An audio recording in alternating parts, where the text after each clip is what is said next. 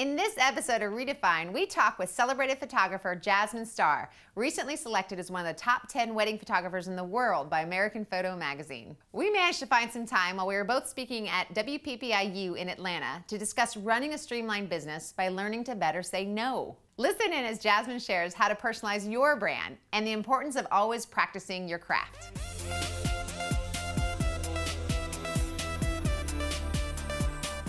Hi, Jasmine. Hi, Tamara. How are you? I'm doing well, thank you. Thank you for joining us. Thank you for having me. You have been in the middle of a whirlwind. Yes.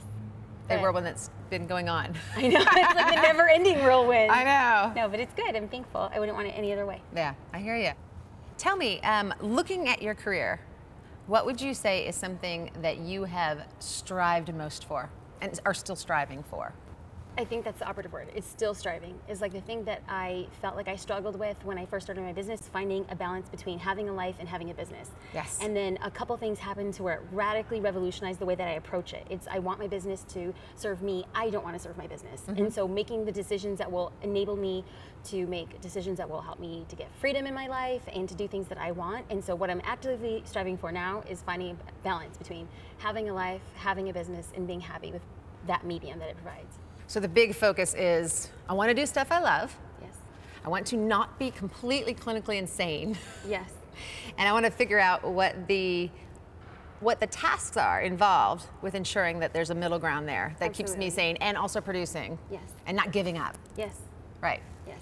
And how are you finding that? The operative word is finding. Yeah. I'm still finding. Active. I'm making just very, I run a very streamlined business. And so I monitor what my fixed costs are, and then anything that fluctuates beyond that is making a conscious decision with both my business partner and husband and saying, is this going to move us forward? If it does not move us forward, then we completely omit it. It's about running a streamlined business and having a streamlined life. Yeah. So we live simply, but it's with the intention of, if we can live simply, we can find like happiness in simplicity. So. Interesting. So do you feel like you're saying no more often in more of a confident way than you used to? Yes. Yes. Isn't that nice? It's so nice. Like the ability to have choice is freedom. Yeah. And the minute you can get to a point into where in your career where you're no longer dependent on saying, I need this shoot, I need this wedding. Yeah. Because at the end of the day, I'm not making decisions based on need or want. I'm making decisions on, is it right for us where we are? And that just makes me happy, and I think it's where we should be. Yeah. And when did you find that you were able to get more, when was that tipping point for you in your career? Well, it's 2011, and I think that tipping point began around 2009, and then in 2010, it got to a point to where there was like negative feedback, criticism, and I had to take a stance. Do I listen to what other people are saying? Do I have an impact on how I run my business, or do I just run my business? And all of a sudden, it forced me to make really concrete decisions about how I run my business and not care about what anybody else says or does, and that's how it's kind of like manifested itself now. Yeah, and let's talk about that a little bit, because I just did, we've both done Creative Live. Yes. The insanity of Creative Live. You know we're crazy, right? Yes. Okay. Yes. Start recording me live for everything I do and mess up on now. Right. See, and I already told you that did. we can edit stuff out. Yeah. Of this one, Creative Live, it's like there's certain times where I'm talking and I'm like, oh God, no, yeah, that just came out of my mouth. Come back. Yeah. So yeah. I found myself saying a lot, I'm kidding. But I made the analogy recently that it feels like the photography industry is like this playground where most people are just doing their best and they're jumping around and they're playing and they're on the swings and they're going down the slide, and then there's like a few school bullies that are over like, kick you know, and the weight that the threat of them carry, like it comes out in waves across the whole playground. And I think that's very interesting, because a lot of people will look that direction, have the intention or have the excitement or have the passion, and then dim it, their own selves. Oh. They'll dim that out of fear of of retribution that may come through a blog post comment or a Facebook comment or something said on Twitter that's nasty and they're mentioned. That becomes a little too overwhelming, and then they back off and they don't show who they are and what they have to offer. And you seem to have, what strikes me about your mindset is you've looked at that, you've experienced that, and you have decided what? To not care. To not care. To say, I don't care, or you genuinely like, I don't even have a feeling. Like, I mean, because there's a distinction, right? There is. Yeah. There is a feeling. But it's kind of just, it's gotten to a point to where, like, I don't give a rip anymore, because I can talk about it with from both perspectives, whereas talking about it distinctly as a point of experiencing it and having it affect me to such a point to where I was sad about it, and it affected me, and I didn't want to get out of bed in the morning. And then at the end of the day, and this was in 2010, 2010 was, the latter part of 2010 was a really hard year for me. And I look back to that, and I never want to become that person again. I never want to experience the ramifications of a stranger's wrath, a stranger's ambiguity, and a stranger's accusations online. I've now protected my heart and my mind and my soul, literally, from saying, you can't hurt me because I'm not letting you hurt me. And I think that that distinction has come, and with that, power has come from that, because I don't care anymore. I genuinely talk all you want about me. And if you do talk about me, spell my name right and give me a link. I don't care. I'll take it however it comes. Like, you know, keep on talking. Yeah. Like, the minute you stop talking about me is when I'm going to get worried. So hate on, watch me fly. Given the evolution of your business, where you came from, how you got started, how you were able to kind of move forward based more on the study of confidence, or the art of confidence, the art of confidence, which I love. The 3 pieces of advice you'd offer to anybody who, regardless of what they do, want to either stand out or maintain a structure that is streamlined, a business that makes sense for them, that allows them a launch point.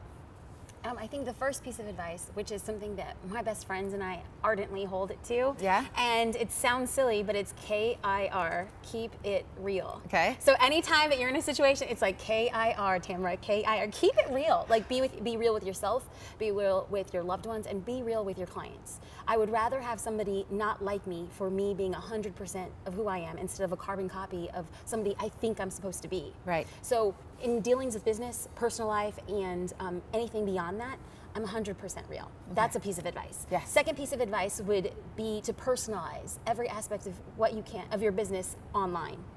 It's no longer enough to have a really great website or a really great blog and a really great Twitter handle. Everybody has them. So how then can you become differentiated within that market? Right. And I believe that point of differentiation isn't getting a nicer camera or getting a nicer lens. It's being you and being able to reveal yourself online in a much different way than other people traditionally have in the past. Yes. The third piece of advice would be to continue to practice, because I feel like I've been doing this now 5 years, and you know, if I was being honest right here today, I kind of feel like I'm in a photographic funk. Like, be honest, by the way. That's good. I am. Well, yeah, I am. Like, Keep it real. Yeah. Tamara, is like, I kind of feel like at times, and perhaps it's because I'm getting towards the end of the season, I just feel like I can compare myself to other people's work. Am I as good? Can I do what they do? Am I given the same opportunities? And if I constantly look within that frame, I will always be less than.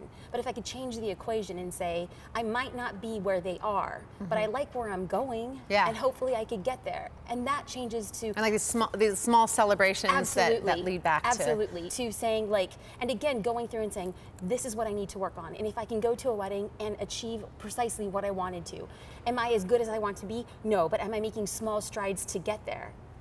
Then I'm happy. That makes me happy. I like that. I read a statistic that there are 1% of people who create art, and 9% of people who curate the art, and 90% of people consume the art.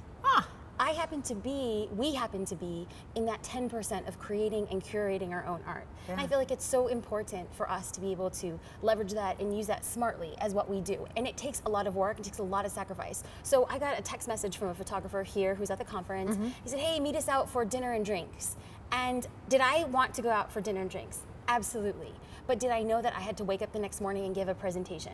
Right. I did. Right. And so if you are a creator and if you are a curator, it takes a lot of sacrifice. And part of that sacrifice is not doing the things that you want to do in order to benefit a larger group of people. The coolest things I'm working on right now is a writing project. I've been given the opportunity to take a little bit of time away from my business. 2 of my passions are photography and writing, and I love being able to connect with people via words and via photos. So working on a project that incorporates the 2 of them, and that's hopefully coming out in the next couple weeks, so we are super excited. Okay, has that been a lot of work?